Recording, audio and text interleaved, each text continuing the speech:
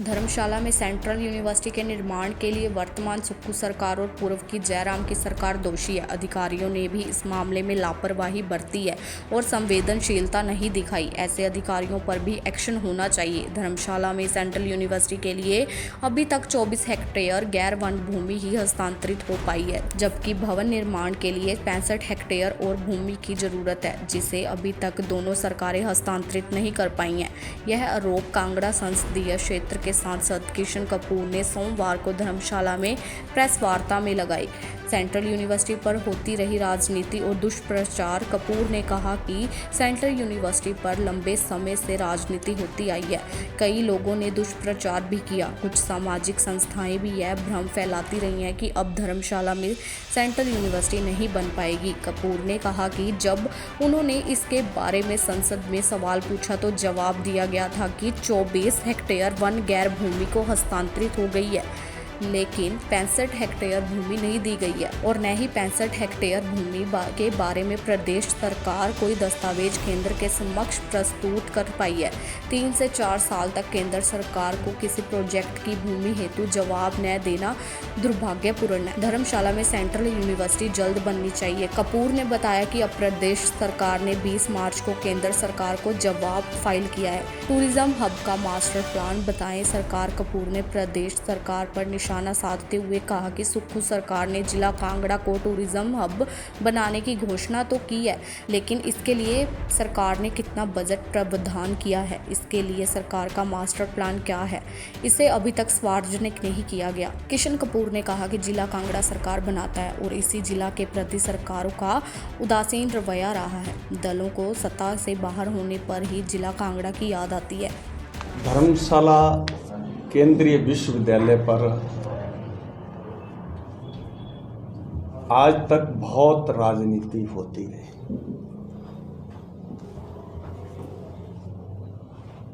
और जब पिछली बार मैं आपसे मिला था तो पूरी वस्तुस्थिति के बारे में मैंने अवगत करवाया था और कुछ लोग उसमें दुष्प्रचार करने का प्रयास कर रहे थे और उससे जनता को भ्रमित किया जा रहा था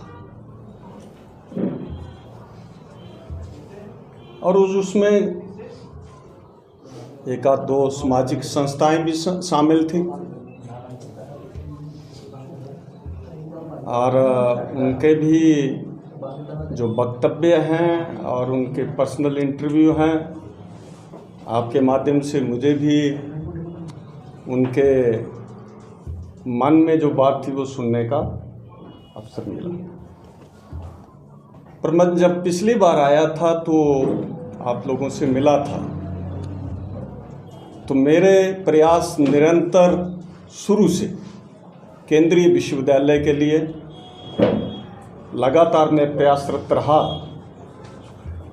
और इस बार पिछली बार जब आया तो यहाँ एक बहुत बड़ा लोगों में भ्रम फैलाया जा रहा था कि अब ये धर्मशाला में केंद्रीय विश्वविद्यालय किसी हालत में नहीं बनेगा। पर्यावरण मंत्रालय ने पूरी तरह इस जगह को नकार दिया है और निकालने का कारण ये था कि यहाँ वर्षा अधिक होती है और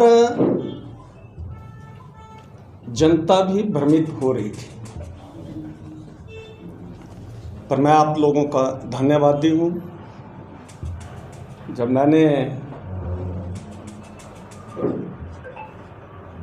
अपना वक्तव्य ही नहीं प्रेस कॉन्फ्रेंस के माध्यम से समाज को वस्तुस्थिति के बारे में जानकारी दी तो कुछ भ्रम लोगों के मन से निकला। इसके लिए मैं समाचार पत्र, चाहे उसमें इलेक्ट्रॉनिक मीडिया चाहे प्रिंट मीडिया, आप सब लोगों का धन्यवादी। और मैंने उस समय कहा था कि मैं दिल्ली जाऊंगा, पर्यावरण मंत्री से मिलूंगा। मेरा फ़ोन दे लो। मैं पर्यावरण मंत्री जी से मिला और उनसे बात की कि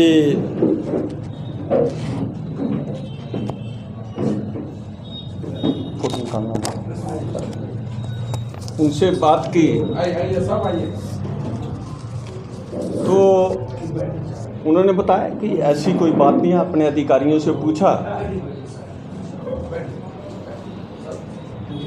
और मैंने आपको एक बात बताऊं कि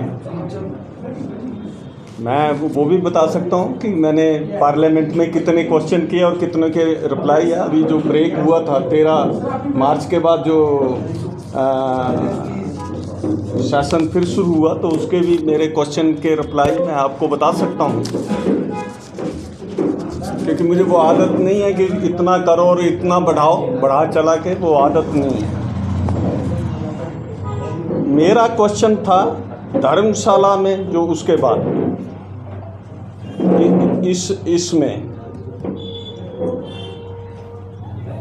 जो इस बार ब्रेक के बाद सेशन शुरू हुआ और उसमें मेरी जो का भाग है, उसमें धर्मशाला जो हिमाचल प्रदेश के कांगड़ा जिला का मुख्यालय है में केंद्रीय विश्वविद्यालय के लिए आज तक स्थायी भवन का निर्माण नहीं किए जाने के क्या कारण हैं। नंबर 1 था खा में था, क्या पर्यावरण वन और जलवायु परिवर्तन मंत्रालय ने धर्मशाला में उक्त विश्वविद्यालय के निर्माण के लिए मंजूरी नहीं दी है। नंबर 2 ये था। और तीसरा था, यदि हाँ तो तत्संबंधी ब्यौरा क्या है। और भारत सरकार का जो उत्तर आया वो आपको बताता हूँ। शिक्षा मंत्रालय से उत्तर आया, का से गा तक। राज्य सरकार ने धर्मशाला परिसर की स्थापना के लिए अब तक केवल 24 हेक्टेयर गैर वन भूमि विश्वविद्यालय को स्थानांतरित की है। राज्य सरकार धर्मशाला परिसर के निर्माण के लिए प्रस्तावित अन्य 65 हेक्टेयर वन भूमि हस्तांतरित नहीं कर पाई, क्योंकि राज्य सरकार पर्यावरण वन और जलवायु परिवर्तन मंत्रालय MOEF और CC से अभी तक वन मंजूरी प्राप्त नहीं हुई है। पर्यावरण वन और जलवायु परिवर्तन मंत्रालय ने पाया है कि केंद्रीय विश्वविद्यालय का निर्माण एक गैर स्थल विशिष्ट गतिविधि है, नॉन फॉरेस्ट एक्टिविटीज़ जब देता है तो उसके लिए एनवायरनमेंट मंत्रालय जो है वो पूछता है राज्य सरकार ने इस संबंध में कोई वैध औचित्य प्रस्तुत नहीं किया है। राज्य सरकार ने इस मामले में वन भूमि का उपयोग किस प्रकार अपरिहार्य है। राज्य सरकार द्वारा पर्यावरण वन और जलवायु परिवर्तन मंत्रालय को टिप्पणियों का उत्तर 20/3/2023 को प्रस्तुत कर दिया है। ये है मेरा। इसमें उसके बाद एक विधानसभा में नियम 62 के अंदर भी लगा था। वहाँ जो आप लोगों ने जब लगाया था, मेरे से पूछा था कि स्टेट गवर्नमेंट के अधिकारी क्या करते रहे। मैंने बोला था इसके स्टेट गवर्नमेंट के अधिकारी क्या करते रहे, वो अपना पक्ष क्यों नहीं रख पाए। आप लोगों ने अखबार में वो बात छापी थी, ठीक है। वो यहाँ के विधायक ने उठाई बात कि स्टेट गवर्नमेंट के अधिकारियों की लापरवाही रही। और जब मंत्री ने उत्तर दिया, संवेदनशीलता देखो, हेक्टेयर की जगह बीघा कहा जा रहा था। अगर आप वो सुनना चाहते तो मैं सुना सकता हूँ। वो राज्य सरकार की संवेदनशीलता, हेक्टेयर की जगह बीघा बताए जा रहे थे। और इसमें मैंने पिछली बार भी बोला था कि इसमें दोनों सरकारें दोषी रही हैं। पिछली सरकार भी दोषी रही, ये भी दोषी। और ये पर्यावरण मंत्रालय ने कोई अभी थोड़ी दिया था, ये पर्यावरण मंत्रालय ने जब अप्लाई किया था, जब मैं यहाँ विधायक था, तो हमने काफ़ी इसको आगे तक इसको बढ़ाया था बात को, और उसके बाद वो ठप हो गया सारा मामला।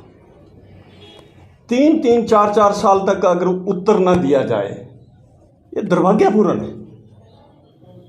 दुर्भाग्यों आप जो जोड़ रहे हैं वो पूर्व बीजेपी की सरकार के साथ। देखिए ना, बीजेपी की सरकार का मतलब है ना कांग्रेस सरकार से मतलब है। हम जनप्रतिनिधि हैं और यहाँ लोगों को यहाँ विश्वविद्यालय बनना चाहिए और जल्दी बनना चाहिए था। और मेरा सरकार से यह अनुरोध है कि सरकार ने जिन अधिकारियों ने इसमें लापरवाही बरती उनके खिलाफ एक्शन होना चाहिए। और इतने सालों से पेंडिंग है और अधिकारियों की लापरवाही की वजह से ये यूनिवर्सिटी बन नहीं रही और इसमें आरोप और प्रत्यारोप लग रहे हैं। किसी एक आदमी को दोषी बनाया जा रहा है, उसको दोषी ठहराया जा रहा है।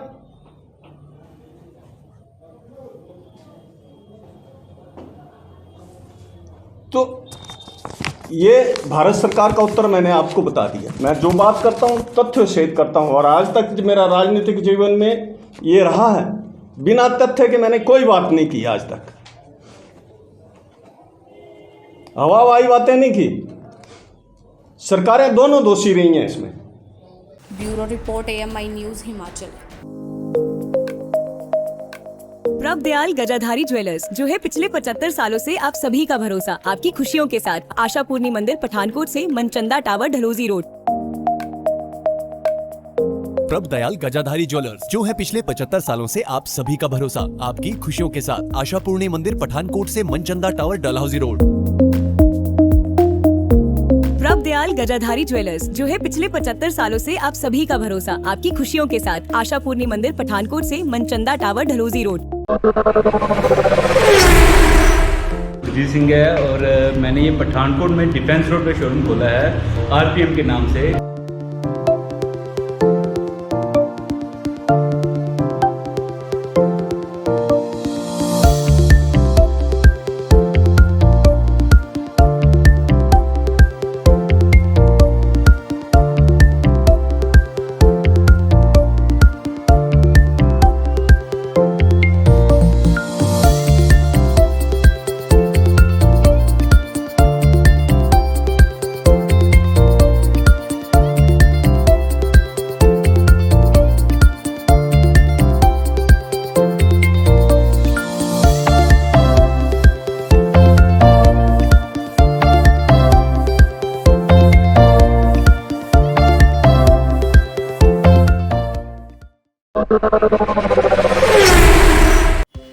We at St. Thomas Senior Secondary School offer supportive and inspirational environment for young inquiring minds to learn and grow with us. Our passion for learning means we achieve more than outstanding results. We strive to build confident and creative thinkers and aim at delivering an education that is truly relevant to their future. We aim at inspiring our students to dream more, learn more, do more, and become more in their respective journey of life.